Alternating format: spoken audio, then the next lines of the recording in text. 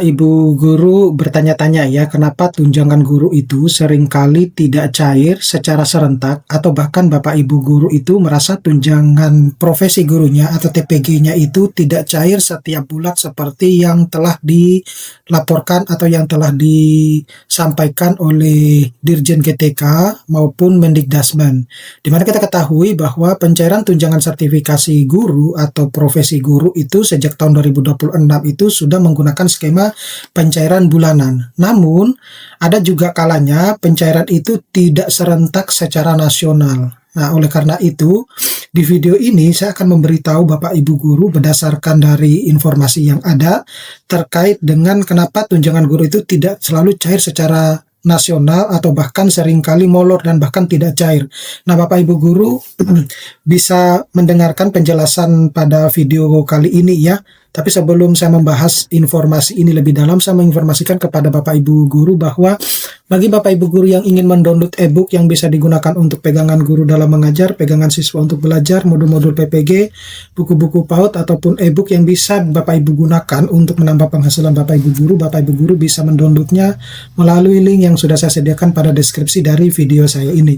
Nah, untuk lebih jelasnya Bapak Ibu guru bisa melihat informasi lengkap dari potongan video berikut ini. Maka itu penting nih Bapak Ibu untuk memastikan rekeningnya valid, data-data dirinya valid. Rekeningnya nggak valid, balik lagi ke negara retur. Nanti Bapak Ibu jangan komplain kok saya belum dapat. Coba dicek dulu apakah valid datanya itu valid apa tidak begitu. Nah kemudian tunjangan guru ASN nih Mbak, tunjangan guru ASN disalurkan oleh siapa? Kalau Kemendikdasmen sebagai verifikator, datanya valid, memvalidasi data.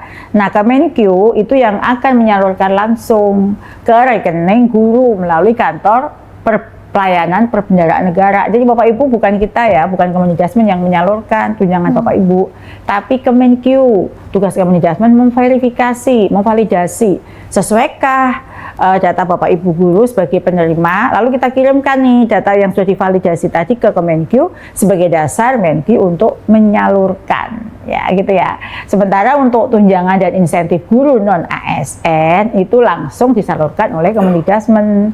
Sebenarnya udah lama nih Mbak, udah dari dulu per bulan atau langsung ya, transfer langsung ke rekening guru. Ya. Jadi khusus untuk non ASN saja ya, itu yang disalurkan oleh Kemendikdasmen. Sedangkan yang ASN, PNS maupun P3K, tugas Kemendikdasmen verifikator, tugas Kemenkyu menyalurkan, gitu ya Bapak Ibu. Oke, baik Sobat Belajar, sekarang kita akan lanjut lagi dan ini mungkin akan menjawab pertanyaan-pertanyaan yang bergulir silih berganti begitu ya di media sosial. Pertanyaan dari netizen ini ya, Bu Nunu. Ini kan banyak sekali begitu ya, gaji-gaji guru honorer ini yang terbilang rendah begitu. Nah, dari regulasi Kemendikdasmen sendiri menyikapi hal ini nih seperti apa? Ya, kalau ini ya perlu dipahami ya Bapak Ibu semua bahwa guru honorer yang ada di sekolah milik Pemda, guru sekolah negeri atau sekolah-sekolah milik Pemda itu direkrut sendiri oleh daerah karena kebutuhan. Jadi karena ada guru yang pensiun atau kosong atau pertimbangan lain, guru-guru itu berada di satuan-satuan pendidikan direkrut oleh daerah. Jadi secara administratif mereka di bawah kemenangan pemerintah daerah Mbak, sehingga atau si pemberi kerjanya itu Pemda. Nah, gaji guru non ASN ya besar kecilnya itu sangat bervariasi ya, ada yang besar, ada yang kecil gitu ya, itu tergantung pada si pemberi kerja. Oleh karena itu ada kesanggupan tersendiri di masing-masing Pemda dan biasanya pada saat direkrut sudah ditanyakan nih gajinya sebesar ini ya sesuai atau tidak, begitu biasanya. Nah, yayasan pun juga sama. Jadi guru swasta atau di sekolah swasta itu ada yang bervariasi. Mereka direkrut juga berdasarkan kebutuhan, sama dengan Pemda. Dan pada saat rekrut itu ada kontrak. Kalau yayasan itu perjanjian kerja ya, namanya mereka dengan yayasan. Banyak yayasan yang memberikan perjanjian dan di situ tertuang sebenarnya hak kewajiban masing-masing. Misalnya haknya itu mendapatkan uang sebesar ini, kewajibannya mengajar, berapa tahun dia tidak boleh pindah, seperti itu. Masing-masing yayasan beda-beda. Tapi intinya adalah besaran gaji mereka tergantung kesepakatan antara si guru dengan si pemberi kerja gitu ya. Ada yang ya memang kita lihat ya sekolah swasta ada yang gajinya gede, ada yang juga yang kecil gitu ya. Jadi sangat bervariasi. Nah, itulah Mbak mengapa ada gaji yang bervariasi tergantung si pemberi kerja. Nah, terkait dengan guru non-ASN ini karena gaji mereka bervariasi dan itu di dalam undang-undang yang ada guru dosen itu tidak diatur gitu ya, belum diatur mereka tuh gajinya berapa begitu ya. Inilah pemerintah hadir, berupaya hadir untuk memberikan kesejahteraan, meningkatkan kesejahteraan mereka melalui berbagai mekanisme seperti kami melakukan akselerasi bagi semua guru ikut PPG supaya apa, ada instrumen dari negara agar bisa menyentuh guru-guru non-ASN tersebut. Ya, salah satu instrumen yang diatur dalam undang-undang itu ya tadi pemberian tunjangan, dan besarannya tunjangannya pun itu untuk non-ASN juga tidak diatur ya di dalam undang-undang yang sekarang ya, yang belum, yang mau direvisi. Itulah maka kita hadir dengan memberikan tunjangan 2 juta tadi, membantu meningkatkan kesejahteraan mereka. Itu bentuk komitmen negara terhadap guru-guru non-ASN yang mengabdi untuk negeri, yang mengajar dengan status sebagai non-ASN tadi. Lalu ada juga nih tunjangan khusus guru Mbak, disingkat dengan TKG, yang diberikan kepada guru yang berdedikasi mengajar di daerah 3T, yang mana di sini nilainya setara dengan TPG. Jadi meskipun guru-guru tersebut belum punya sertif pun, kalau dia mengajar di TKG ASN, dia akan mendapatkan 1 kali gaji pokok atau setara dengan TPG. Terakhir yaitu insentif bagi guru non-ASN Mbak, yang belum memiliki sertif pun pemerintah juga hadir memberikan bantuan peningkatan kesejahteraan berupa insentif sebesar 400.000 per bulan. Namun kami juga menyadari ya, upaya-upaya yang kita lakukan ini belumlah cukup untuk memberikan label sejahtera buat guru-guru kita.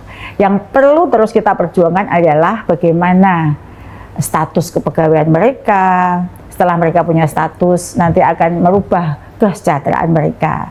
Oleh karena itu, Kemendikbudrismen mendorong kepada pemerintah daerah agar guru-guru tersebut segera diusulkan, diangkat, bukan hanya P3K ya, bagi yang muda-muda membuka peluang untuk menjadi PNS, agar kepastian karir mereka terjamin dan guru jadi lebih sejahtera.